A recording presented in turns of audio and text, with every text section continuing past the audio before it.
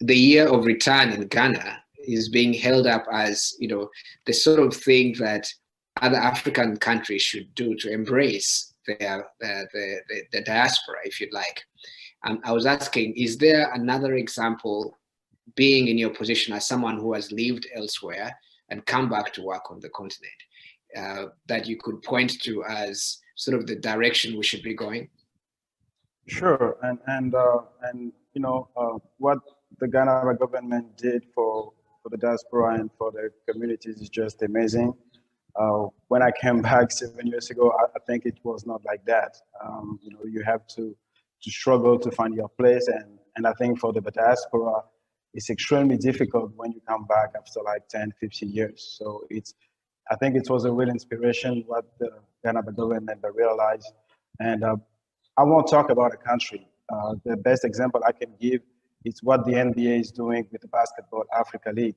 It's we want to create something on the continent, something that can inspire people and something that can encourage our people to come back. So the league we are developing is going to help to keep our talent on the continent, but also this diaspora who's living in France, who's living in Europe, who's living in the US, to see the continent differently. And that's the biggest challenge, is to create the environment. I think it's Fiona who said that we used to have this negative, approach of the continent, and we used to associate Black with something negative. Even me, when I needed to come back on the continent, I was like, the place to be if you want to launch a career is New York, is Montreal, is it's in Europe.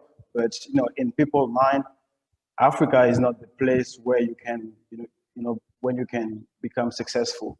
So I think the best example for me is what we're doing with the Basketball Africa League, and encourage people every day to understand that things can start here.